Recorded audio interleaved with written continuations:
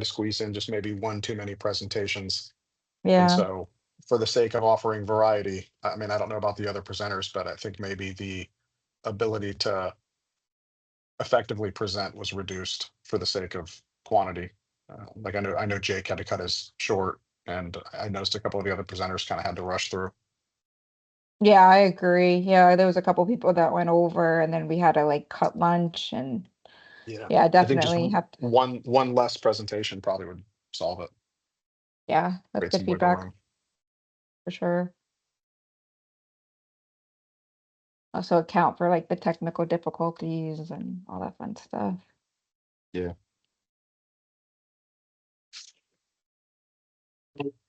Were we talking about the mega meeting?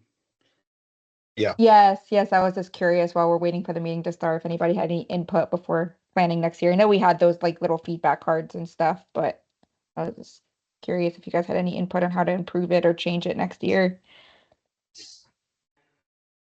I think Jake should have been more condensed. I'm sorry. I'm going to give him a hard time on that. Just joking. It was final rule. Yeah. He wasn't one of the ones that kind of went long. Yeah. It's a good presentation though. I think we're waiting for, is Eric on yet? Eric? I don't think so. Jim, you want to give it a couple minutes, see if Eric pops on?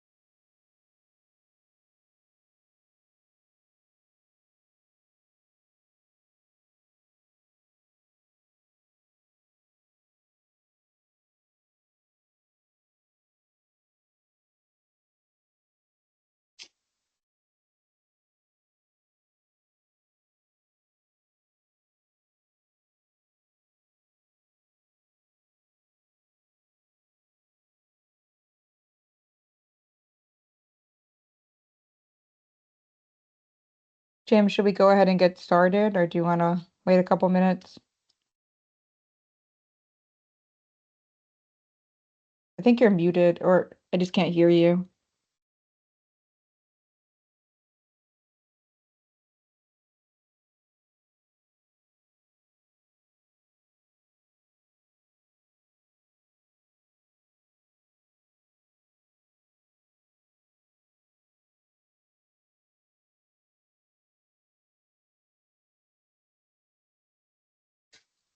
Still can't hear you if you're, it looks like your mouth is moving.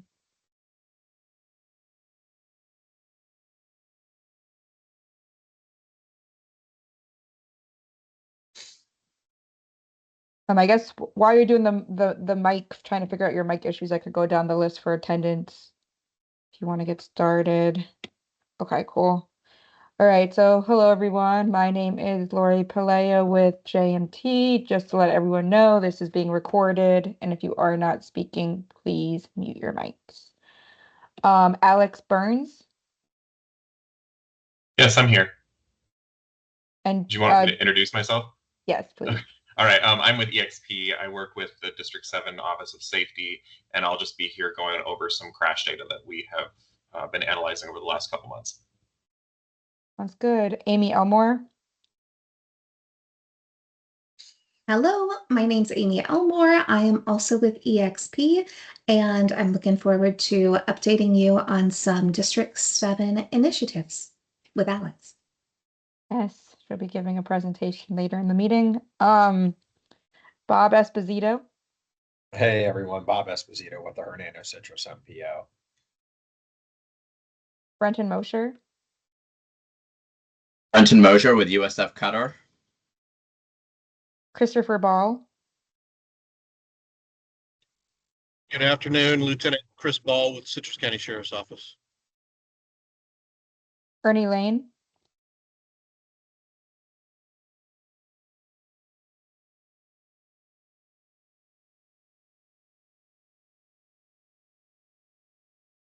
I don't hear you, Ernie, if you're speaking.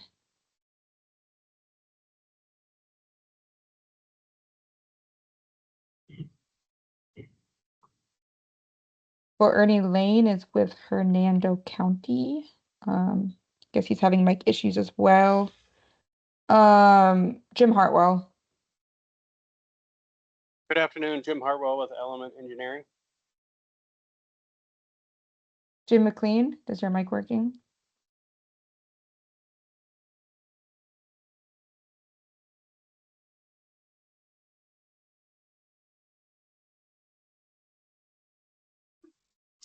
Well, I don't think his mic is working. Does anyone else hear him, or is it just on my end? Yeah, I can hear him. I don't hear them, but I You- think some of the You might need folks to exit and come back in. Yeah. or you need to check your mic settings. Sometimes you just have to change your mic in your settings.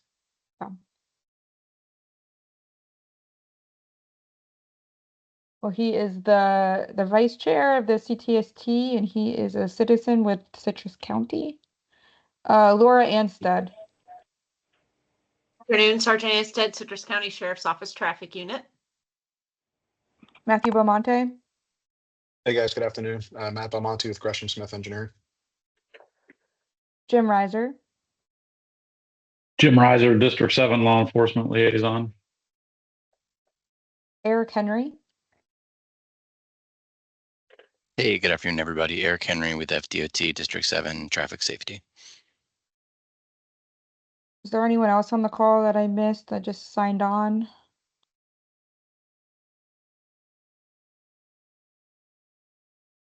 Okay, I believe that is everybody. Eric, I think Jim's sorting out his mic issues, so do you want to, in the meantime, go down the agenda? Yeah, sure. We can go ahead and get it rolling while Jim figures that out. So we've got introductions out of the way, so we can go ahead and move on to the review and approval of last meeting's minutes, which was from back in April. So if folks could just take a moment to look those over, and then we'll hear a motion to approve.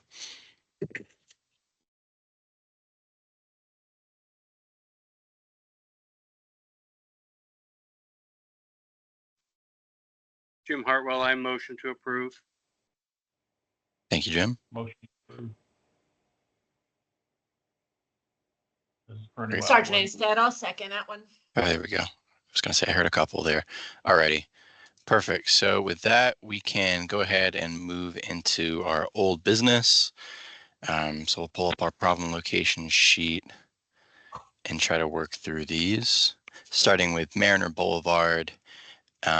This one, I know we were looking at some of the signal timing somewhere was our last update, and we also have a RSA report that was completed that I have not heard from anybody in my office what the recommendations for that were.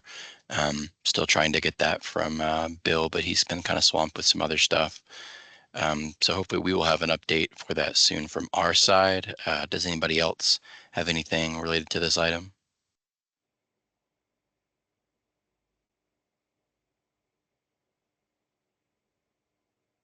All right. Hearing none, can scoot along to the second item, US 41 and Middle School Road. I know last time we talked about this at our last meeting, I think.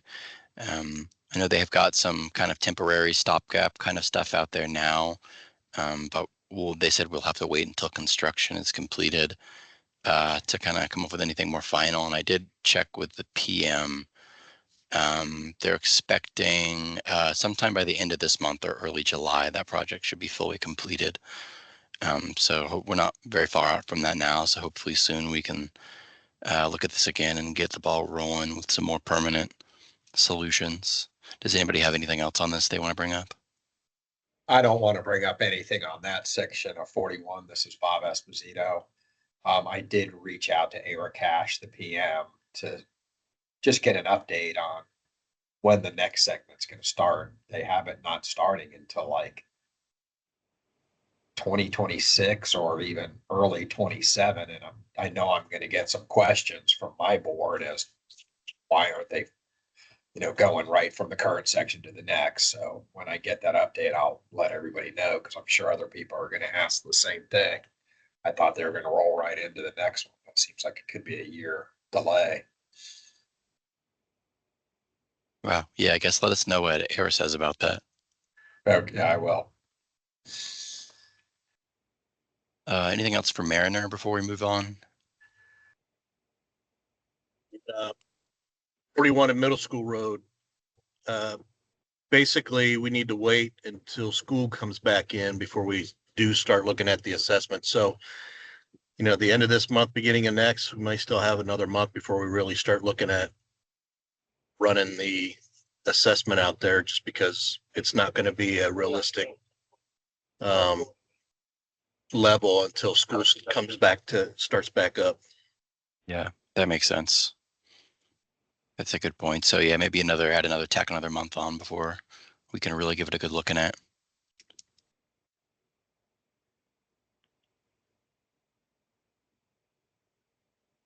Alrighty, if nobody has anything else for Mariner, the next item on our list was Pleasant Grove Road from East Kristen Court to East Arbor Street. I think this one was new in our last meeting back from April. Does anybody have any updates on this item? I actually talked to Walt Eastman about that with Citrus County. And I said, is there anything you could do to shorten it? Because technically they can't make a left turn out of there. And apparently he said that's what the state statutes require and they follow the state codes. So they really can't, or they'll be out of the state guidelines. I mean, it's their road. Technically, I don't think they have to follow the state guidelines, but probably helps in case there's some kind of lawsuit situation is what I would guess. Yeah, so I Yeah. took a look into it as well after this came up, and that is standard for state. And I think they do it for the liability purposes. That way, if anything happens on that road, because that road is a major connector between Citrus County and Hernando County. It's a pretty major thoroughfare. So I think that's why they abide by state code on that one. And, just shifting gears here, since we're talking about Pleasant Grove, when you're heading north on Pleasant Grove and get to 44, I spoke to Commissioner Bays about it a couple of months ago, need a longer right dedicated turn lane. And that's something I reached out to Walt Eastman. He says they're actually working on plans to lengthen that right turn lane so it doesn't get so gummed up at that intersection.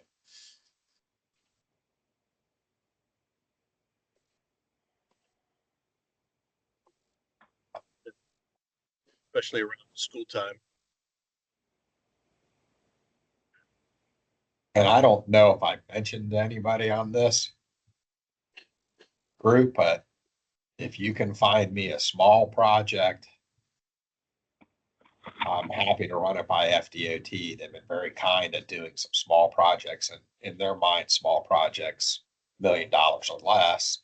I don't know about y'all, but if you dropped $1 million in my bank account, it would sure make a change. But in the DOT world, that's just pennies. Right, Eric? Very true. Yeah, no, I mean, I don't know if y'all know, but the intersection of County Road 491 and 41 heading eastbound on 491, DOT put in a dedicated left turn signal. And they haven't done the other 3 phases. They want to see how it works out. But from talking to Walt Eastman, he said once they turn that left turn signal on, within an hour or 2, he got a phone call thanking him. But the big deal is how many phone calls he's not getting complaining about not having it. So that's a little project that they've done for us down here in Hernando County. I reached out to DPW and said, find me a small project, and DOT's resurfacing US 41 adjacent to Ayers Road, and DOT's kindly enough going to put in a dedicated right turn lane off of Ayers Road heading west to go north. And DOT is doing that completely on their dime, and it's a county road. So those are just little projects. If y'all can think of anything in your areas, let me know, and at least I'll run it by them. Yeah, thanks, Bob. And we do still have HSIP funding available as well that you can just run pretty much straight through the CTSTs if you have any kind of low cost stuff that you're looking at as well, upgrading mid blocks to RFBs, doing bike lane delineation, little things like that. We do still have funding available for that as well. So if nobody else has anything for this item here, I think since it's meeting state standards, maybe we can just look to make sure there's not the presence of like a crash concern, like a history of crashes at this location, because beyond that, it's going to be kind of hard for us to make a recommendation for it to break from the state standards, I think. So we can look at that, and then maybe barring any crash history, we might look at removing this one at our next meeting.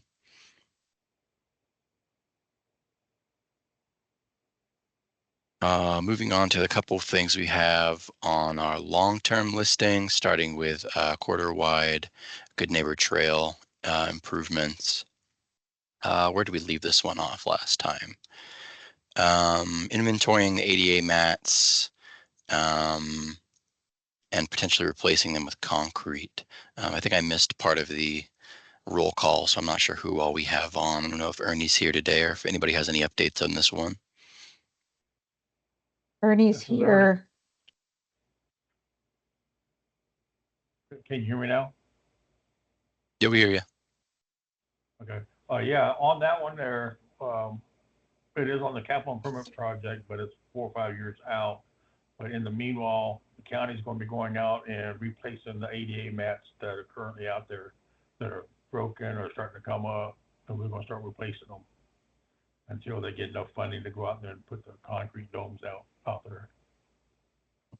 Do you know when that's supposed to start?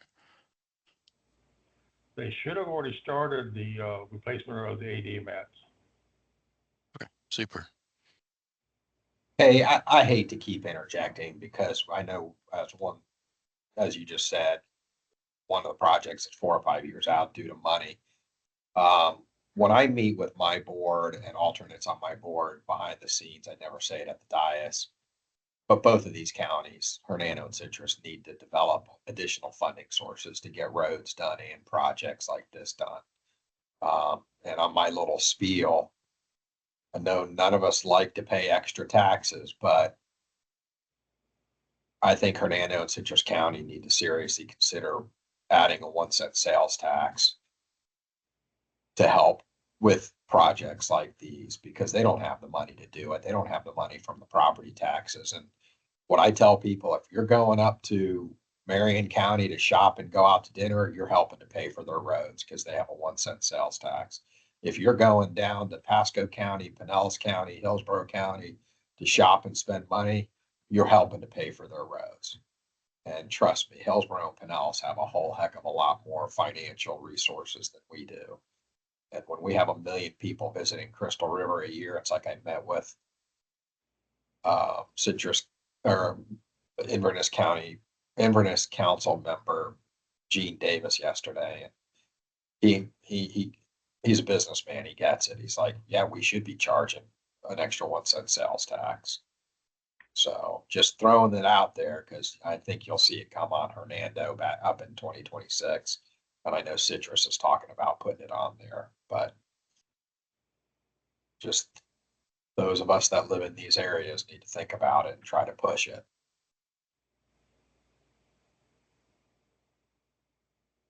Yeah, Citrus is definitely talking about it. We have a bunch of, I guess they're like town hall meetings where they're meeting at different locations throughout the county to talk about that over this month. Well, I that's think the good. first one was this week, June 9th, and then it goes through June 24th. There's several of them. Where are they doing these? I'm guessing just various locations throughout the county. The one on June 9th was the Beverly Hills Community Building. June 12th, tomorrow, is at Redemption Point Assembly of God in Inverness. And then June 19th is Stillwater Preserve Clubhouse. And June 24th is Citrus Springs Community Center. What time is the one tomorrow night? 5:15. They're all start at 5:15 to 7. And it was Redemption Point Church. Redemption Point Assembly of God. It's off of Pleasant Grove Road there, Oh, I'm sure I pass by it regularly. right? Thank you. Problem. Well, we don't want to pay taxes, I get it, but these counties don't have the money to even resurface roads that they have, let alone. And I'm, again, not trying to jump on my soapbox, but when I got here 3.5 years ago, I can tell you pretty much everybody in Hernando County was even against increasing their impact fees, but I would have talks to them behind the scenes, and Inverness or Hernando significantly raised their impact fees. And as I'm starting to tell my board members behind the scenes, look, I'm a fiscal conservative. Most of my board members are fiscal conservatives. But if you're not funding your own needs and you're asking the state to bail you out, that's not really a conservative mindset. That's what I tell them. I would never say it from the dais, but these are things that they just need to think about. And I know Citrus County's looking at, I think they're doing a study on impact fees and even thinking about trying to bring back concurrency. And as I told Gene Davis, if you're going to push a 1 cent sales tax, you need to be specific on what roads you're initially going to use the money for, not just say roads. 491 is the major county road in Citrus County. That's what they should say. Money's going to go there first, then we're going to put it on this facility and that facility. And then people, I think, will buy into it. And it's a user-based fee. He who spends the most pays the most. They need to really, market it really well and explain what it's going to be. But I've been talking about it for a couple of years personally, that we've needed it for a long time coming. Right. I mean, like I said, I've had in-depth conversations, and one of my county commissioners down here, I don't want to name names, we were in a spirited conversation probably 2.5, 3 years ago. And he's like, look how much Pasco County charges. And I gave him the old pregnant pause. So slowing down their development. He's like, no. And I go, and it's creating a massive impact on the infrastructure. I said, you put a $15,000 impact fee on a $400,000 home on a 30-year mortgage. It's what, 30, 40 bucks, 50 bucks a month? It's nothing. Or you have to go back to all of your citizens to fix the impact that developer created. So doing my best from my end, but the more we can have these conversations, the more, like, I drive down Pleasant Grove every day coming to Brooksville from work. It's falling apart. Yeah, that's kind of the unfortunate thing, right? There's a lot of work to be done kind of everywhere, but not enough money to go around to get it all done. That's right. We thank FDOT for everything that you all do. Alrighty, I think we only have one more item on here, I believe, which is Mariner Boulevard again, this time specifically at Northcliffe Boulevard. I think this was related to striping, I want to say.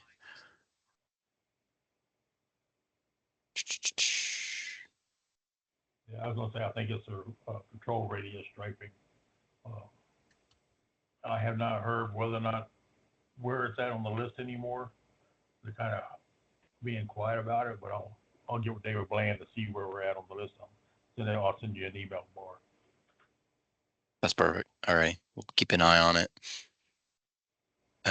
Anything else? Alrighty, so that does us for our problem locations. Couple of updates, a couple things to follow up on. With that, we can move into calendar updates and activity reports. I can say I don't have too much from our side.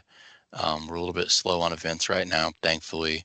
We just had our Ely Awards ceremony. I wasn't able to attend, but it looked like a great event. So thank you everyone who came out to that, and for all of our law enforcement agencies that participated in the program as well.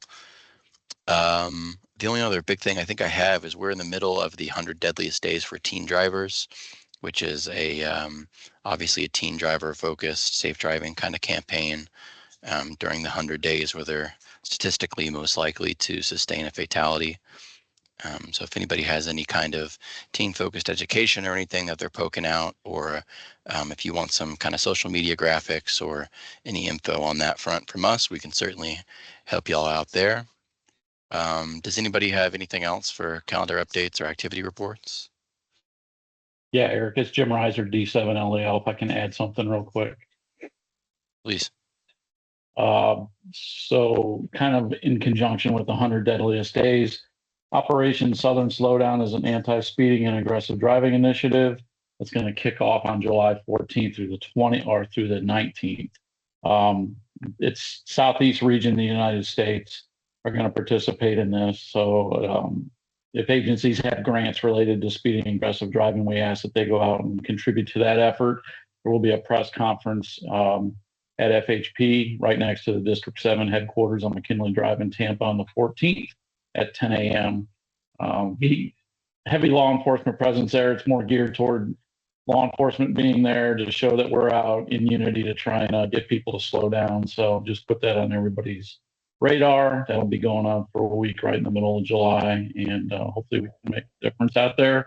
And it goes right in hand with the ELE, which has just kicked off. So, and I know there's a big US 19 initiative next week on the 16th. I'm going to miss that because I'm going to be out of town. But that's going to be all the way from the Citrus-Levy County line all the way down to St. Petersburg area. So hopefully, I know last time was very successful, and I think they're looking for a successful day out there next Wednesday. And I can yield back. You said that was the 16th, right, Jim? I believe so. It's next Wednesday. It's the 18th. It's the 18th. I'm sorry. No, you're right. It is the 18th. Sorry about that, but yeah, next week. No, you're good. I had the 19th written down and you said the 16th and we landed on the 18th. It's kind of funny. I think Brenton got it clarified for us, so we're good. Alrighty. Does anybody else have any calendar updates or activity reports? Sure, I'll just talk about a couple of different things. We haven't met in a while, so I did want to shout out back at the end of April, Julie Bond and Tina Russo participated in the 3rd annual Pastor Jim Keegan Memorial Bike Ride. So they were handing out some safety materials for that. As you said, the ELE ceremony was last Thursday at the Wellington and Spring Hill, and that was a pretty well-attended event. Lots of agencies got stuff. Just to recap for Hernando Citrus, the Hernando County Sheriff's Office got a speed feedback trailer. The Florida Highway Patrol Hernando Citrus offices got tint meters, and the Citrus County Sheriff's Office got 2 variable message boards and 2 LED light towers, plus a few other small safety items. So lots of good stuff being spread around here in the northern counties for that. And ELE number 4 kicked off on June 1st. We have all the same agencies signed up, and 30 agencies. And so we're looking for another successful year that'll run for 9 months. So it'll end on the end of February. And we'll have another ceremony at the end of that to celebrate.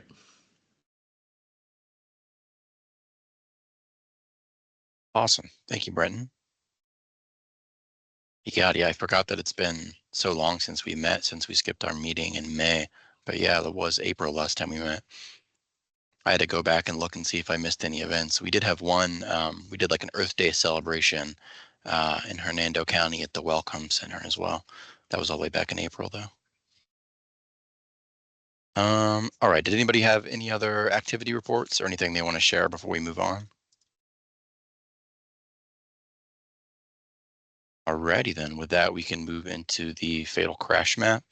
Lori, if you want to walk us through that. Sounds good. So starting with Citrus County from January 1st to March 20th, there were 8 fatal crashes. I believe the last time we had these fatal crash maps, we ended at 2024. So now we're finally at 2025. Going over the fatal crash maps, we have a 60-day lag in the data. So that's why it only goes through March 20th. The same time period in 2024, there were 10 fatal crashes. So we were down by 2 fatal crashes, same period. The 8 fatal crashes included 4 left turns, 1 sideswipe, 1 pedestrian, 1 bicycle, and 1 other fatal crash. So the pedestrian fatal crash was on February 6th at 2:20 in the afternoon, report number 263-66144 on Suncoast Boulevard and Marival Lane. Now at the intersection in day clear and dry conditions. The vehicle was traveling southbound on Suncoast Boulevard in the outside travel lane in the area just south of Maryville Lane. The pedestrian was initially in the center median at this location and had crossed the southbound lanes to the southbound paved shoulder, walking northbound facing traffic. Upon reaching the pedestrian, the driver began merging into the inside lane of travel when the pedestrian darted back into the southbound lanes and directly into the path of the vehicle. The bicycle fatal crash was on February 4th at 6:10 p.m.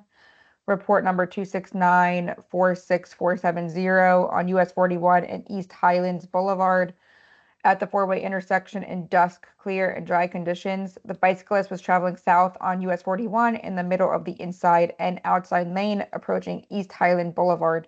The vehicle was traveling east on East Highland Boulevard in the through lane approaching US 41.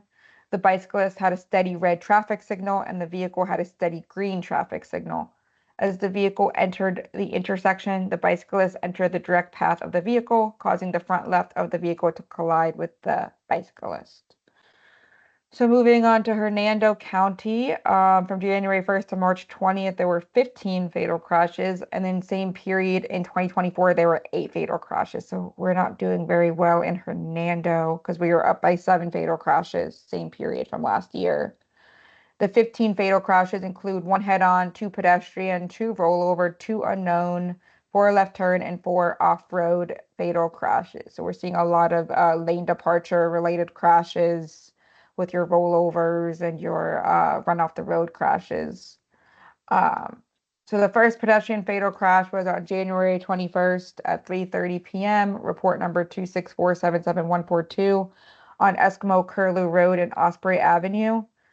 Not at the intersection in day, cloudy, and dry conditions. The vehicle was traveling north on Eskimo Curlew Road, north of Osprey Avenue. The pedestrian was walking north on Eskimo Curlew Road, north of Osprey Avenue, with the flow of traffic. The front side of the vehicle made contact with the pedestrian, and unfortunately, the pedestrian was only 11 years old. The second pedestrian fatal crash was on March 11th at 9:46 at night. Report number 264-62320 on County Line Road and Mariner Boulevard. Not at the intersection in dark, not lighted, clear, and dry conditions. The vehicle was traveling westbound in the inside lane on County Line Road, approaching Mariner Boulevard. The vehicle proceeded westbound in the inside lane after the traffic light had changed. The pedestrian darted south from the north shoulder across the westbound travel lanes of County Line Road, west of Mariner Boulevard, and crossed into the direct path of the vehicle. As a result, the front of the vehicle struck the pedestrian. And as I stated before, there were a lot of lane departure, single vehicle type crashes in 2025 in Hernando County. So that's something to look out for and coming up with your safety initiatives and stuff like that. And that is everything I have. Any comments, questions?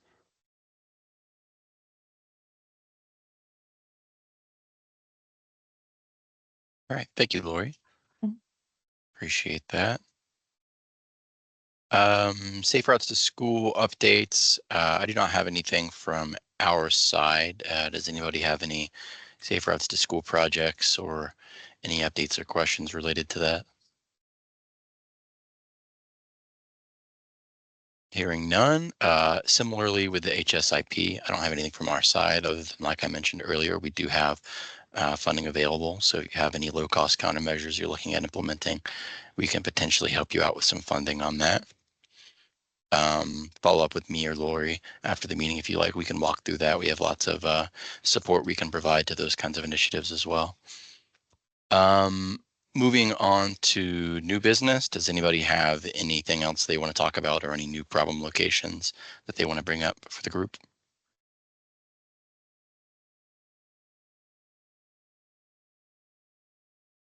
Nobody. That's a good sign. That's what we like to hear. Okay, well then with that, we can move over to the open forum and announcements. And we do have a presentation for today, so we can probably go ahead and start with that first. So we have Amy, and is it just you today, Amy? I'm also here. Hey, and Alex is here as well. That's what I was Yep. looking for. Amy and Alex are going to talk a little bit. They've put together some campaign recommendations for the county, kind of based on some crash data analysis. I'll let them take it away. Thank you so much, Eric. Great to be here and really excited to speak with you today. So as I mentioned, I'm Amy Elmore. I am with EXP. I'm a consultant with D7, but I live here, I work here. I've lived here for over 10 years now. Just within the district itself. And I'm really excited to be working on this project to save lives throughout our communities. Next. So I want to tell you a little bit about what we're going to talk about today. We're going to go through some of the data that we have identified looking at our GIS data and our crash data analyses. And we've taken the target zero approach, that's the data-driven strategies, and broken this down for a county by county approach. And so taking the data that we have looked at throughout the counties, we have developed a collaborative strategic campaign recommendation that will hopefully really achieve some behavior changes that we want to see in order to make our roads safer and get everyone home safely. Next. So with that, I'm going to turn it over to Alex to take you through some of the data, and I will hop back on when we get to the campaign strategy. All right, sounds good. I'm Alex Burns. I work with Amy at EXP, but we are a consultant working with the Office of Safety at District 7. And I'm the data analyst, so I just got access to some numbers, ran some numbers, and that kind of helps inform what audiences we want to target, maybe what locations we want to target, anything like that. Before we get started, just some quick definitions. These are terms that will pop up throughout our presentation. First is lane departures. This is any crash that involved, it's not at an intersection, but it involved at least one vehicle leaving its lane of travel. Occupant protection refers to people who were not using their seatbelts at the time of the crash. Aging road users, that is a FDOT approved term for anybody who is 65 or older. So when we use that term, that's the age range we're talking about. Motorcycles is vehicle body type 11, according to Florida statutes. Motor scooters, again, Florida statute, vehicle body type 12, which is going to refer to mopeds. Pedestrians are any walkers or runners not using a vehicle.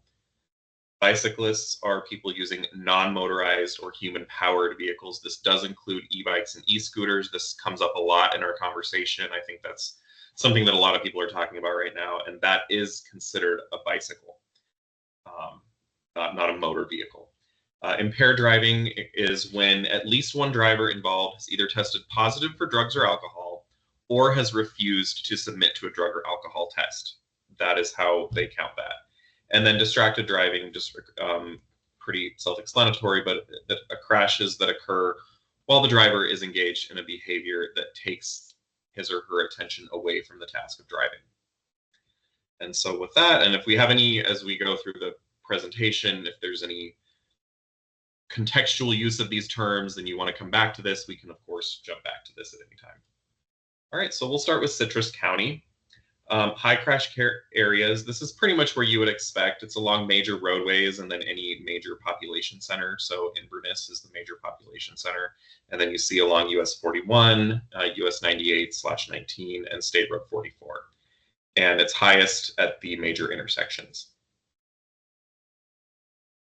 All right, this is overall crash trends in Citrus. You can see some good news. This is from 2020, so January 1st, 2020 through December 31st, 2024. And serious injuries have gone down quite substantially. Fatalities have gone down a little bit, but they're pretty much holding steady. And then total crashes is kind of all over the place, as you can see on the right. All right, so FDOT has listed 14 different, they call them emphasis areas. And these are just different characteristics of crashes and it can be more than one. Like one single crash can count for more than one emphasis area. So if it was a lane departure and somebody wasn't wearing their seatbelt and they were over 65, that would count for 3 emphasis areas. But we go ahead and tally those up.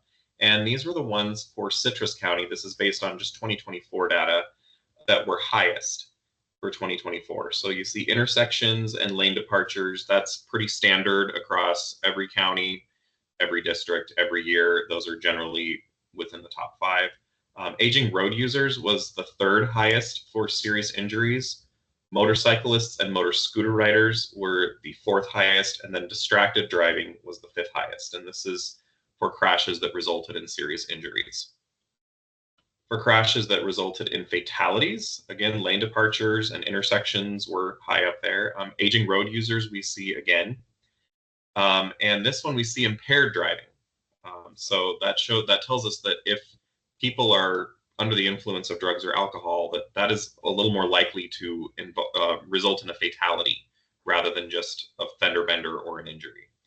And then motorcyclists and motor scooters riders are high emphasis areas for fatalities. Okay. Any questions so far? I'm moving kind of fast, so feel free to stop me at any time. All right, so when have crashes happened? This is based on 2020 through 2024 data, and I was looking for trends year to year. So if one year Fridays were a high day, but then they were low every other year, I'm not going to count that. So Saturdays and Sundays were among the worst days repeatedly. These days came up over the 5 years multiple times. So those were the worst days of the week for serious injuries and fatalities. Times of day, mid to late afternoon was the worst time for serious injuries. So kind of that evening rush hour, I guess, like starting at about 3 o'clock and then moving to 6 or 7 o'clock. Those were the worst hours for serious injuries. And then evening hours, that like 7 to 9, 7 to 10, those were the worst hours for fatalities. Months and seasons in Citrus County, I did not see any month that repeatedly had a high level of crashes. All right, any questions? All right, we'll move on. Next, we looked at groups of people, age groups, pedestrians, bicyclists, motorcycle, moped riders. And definitely the thing that popped out the most was that this aging road user, this 65 plus age group, was constantly high on the list. They ranked for serious injuries #1 every year since 2020. So definitely is something to look at there. Pedestrians and bicyclists also had high rates of serious injuries, as well as motorcyclists. And then fatalities, again, we're back to that 65 plus age group. They ranked very high in the emphasis areas. Right. And if there are no questions, I'll turn it back over to Amy to talk about campaign recommendations for Citrus County. Are there any questions anyone wanted to discuss?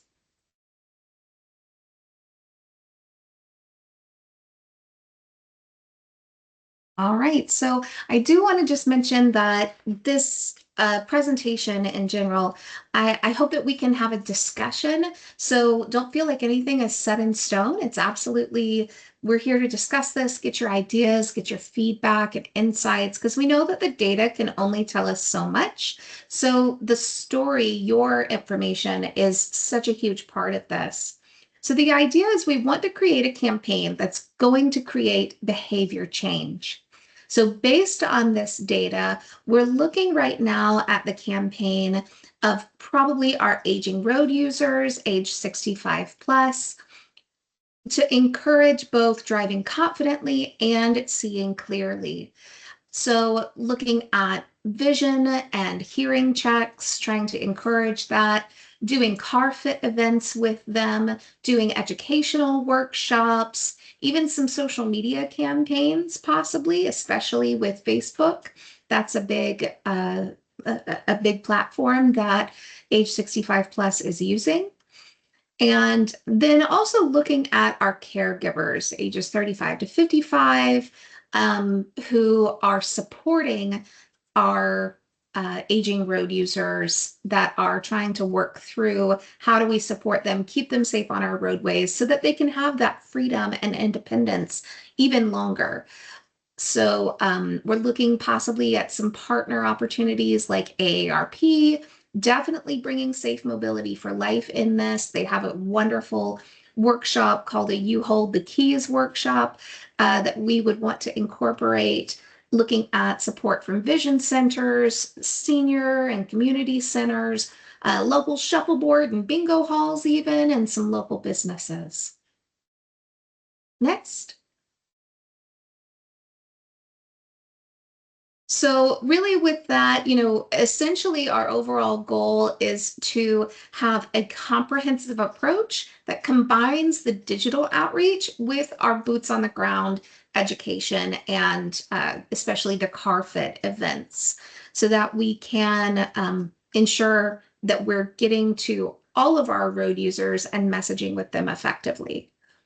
With that being said, I would love to open it up for discussion specifically about Citrus County to see if there is anything you would like to discuss or if you have any other ideas that we could do with this campaign. This is Lieutenant Ball. I think out of all of that, the one thing that surprised me the most was probably the weekend, I guess, the Saturday and Sundays. But I guess it does make sense because a large number of our sheriff's office are off, right? So during the week, all the back office personnel that drive, marked vehicles or law enforcement vehicles may not be on the roadways, so there's not that deterrence there like it would be Monday through Friday. I think we could focus a little bit more on the Saturdays and Sundays in that evening time frame or that early evening time frame as well. So that's good to know.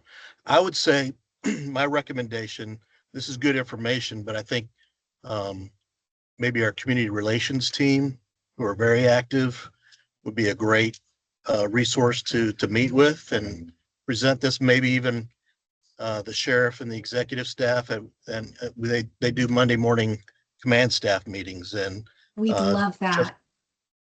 That would be a good venue and to probably relay this information. They'd be very interested in that because our sheriff is very interested in and has set priorities towards traffic enforcement. So I think that would be a good venue to set something up where you guys could, maybe same thing, remote in through a Teams meeting or something, and they could put you up on the screen and you could discuss this stuff real quick. Yeah.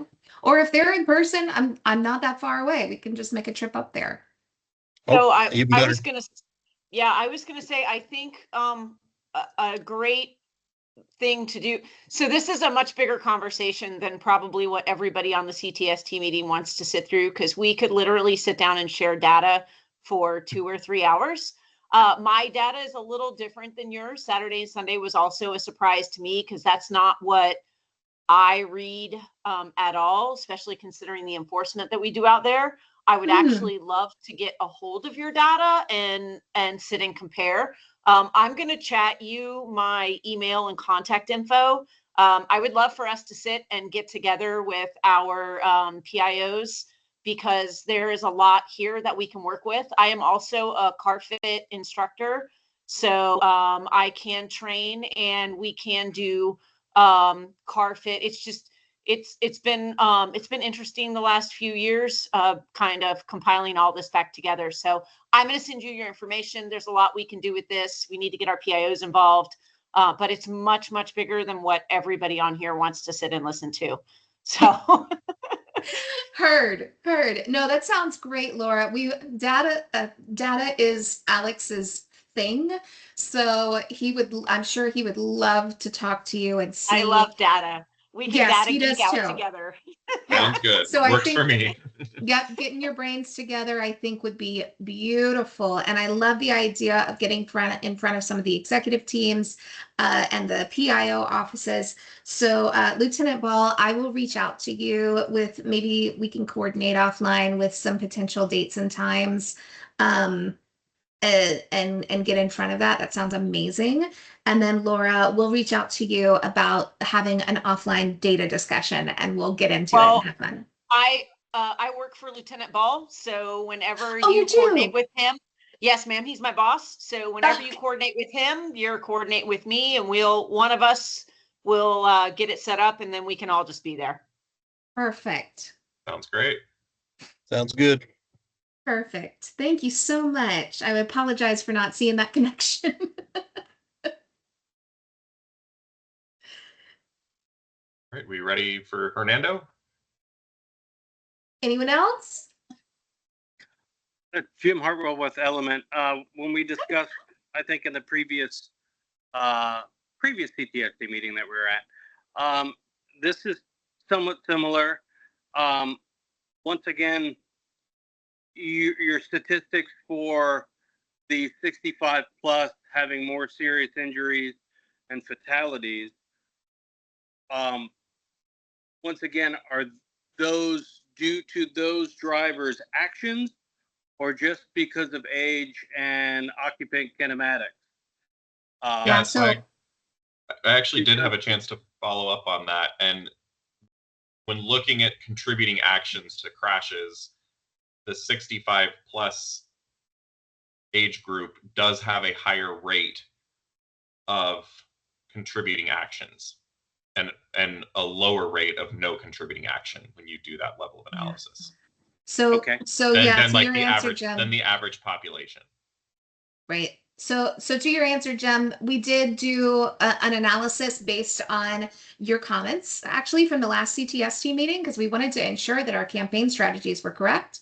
And so that was a really great point too.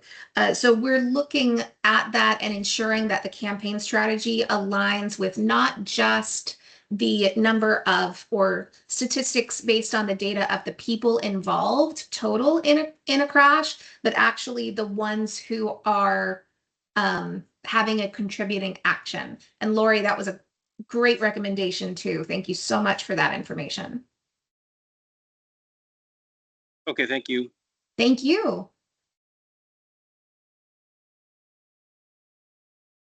All right, we will move on to Hernando. So very All right, similar. let's do it. Very similar structure. I'll just kind of go through it, but if anybody has any questions, please feel free to stop. In Hernando, high crash areas, again, are the populated areas, Brooksville, Spring Hill, major roadways, and major intersections. So US 19, State Road 50, the Suncoast Expressway, and US 301. It's exactly what you would think. This is just overall crash trends, total serious injuries are a little bit all over the place. They did go down from a high in 2021 down to 2023, but then jumped back up a little bit in 2024. Fatalities are pretty flat over the 5 years, and total crashes overall have gone up a little bit. All right, top emphasis areas for 2024. For serious injuries, we have intersections is number 1, lane departures is number 3. Again, that's pretty common. That aging road user emphasis area has popped up at number 2, so that's pretty high up there. Distracted driving and then motorcyclists and motor scooter riders is also top 5. For serious injuries, for fatalities, lane departures is number 1. That aging road user is again very high up there, number 2 for fatalities. Occupant protection, which is not one we see frequently. I've done this analysis for a lot of counties, and it pops up for once in a while, but when it does pop up, it definitely catches my eye. So something to think about there. Intersections, and then impaired driving. All right. When have crashes happened? I didn't see any reliable trends for days of week for Hernando. There wasn't a day that repeatedly popped up over the 5-year analysis. So not much to really look at there. Times of day similar to citrus, late afternoon, early evening, that like afternoon rush hour time, and then was worse for serious injuries, and then evening hours worst for fatalities. And months and seasons, I didn't see any month that repeatedly popped up over that 5-year analysis period. All right, who is most at risk? This is based on the 5-year data. The 65 plus age group, which we've talked about repeatedly for both serious injuries and fatalities. However, in Hernando, the 25 to 34-year-old age group, that young adult age group, also popped up for serious injuries and fatalities. So definitely something to consider there, and then motorcyclists as well. All right, if there are no questions on that, I'll turn it over to Amy to talk about the campaign and the outreach recommendations. Thanks so much, Alex. Were there any questions right now on the data?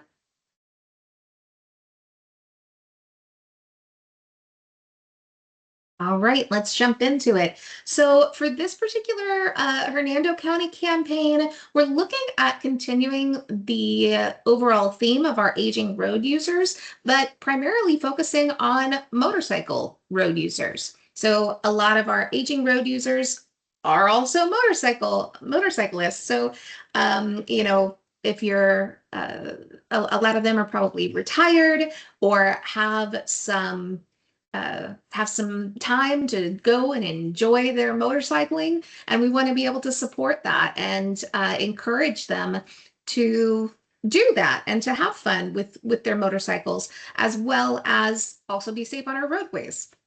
So looking at motorcyclist safety is everyone's safety, a holistic campaign highlighting the shared responsibility of everyone sharing the road with our motorcyclists. And then also looking at our motorcyclists to encourage them to ride responsibly. This would be a joint campaign with the Ride Smart initiative to encourage the aging road users who are also motorcyclists to get home safely. We would also look at partnering with AAA, Harley-Davidson, definitely our local NPOs, and our law enforcement, fire departments, any organization like that. I think this would have some media engagement opportunities as well, morning shows or some news releases, and then definitely looking at some social media campaigns, especially on Facebook, as well as some community signage. So posting up some signage throughout different communities that say, look twice for motorcycles or ride smart. Next. So we do a lot right now with our Ride Smart program. So I think just bringing that into the Hernando area and also focusing it on our aging road users who are motorcyclists, and just reminding them to ride smart, as well as making sure that they're endorsed and making sure everyone else on the roadway is safe with our motorcycles as well. So with that, I'd love to open it up for discussion. If anyone has any ideas or feedback on how we can, on this campaign, or if there's something we're missing and you think, oh, something else would be a better campaign, we want to hear your ideas.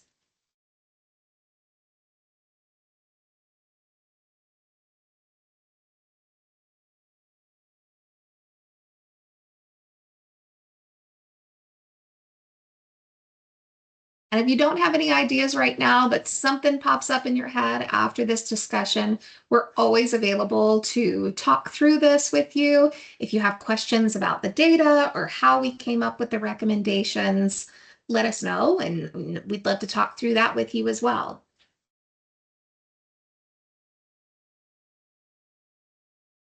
Awesome. Thank you, Amy. Thank you, Alex. All right. Appreciate Thank you you so guys. much.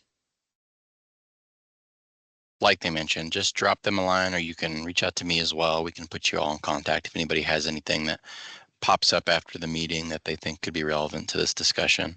We're just trying to take a nice data-driven kind of focus on our outreach programming for the coming years. So local input would be greatly appreciated. All right. With that done, does anybody have anything else they want to discuss as far as announcements or discussion for the open forum?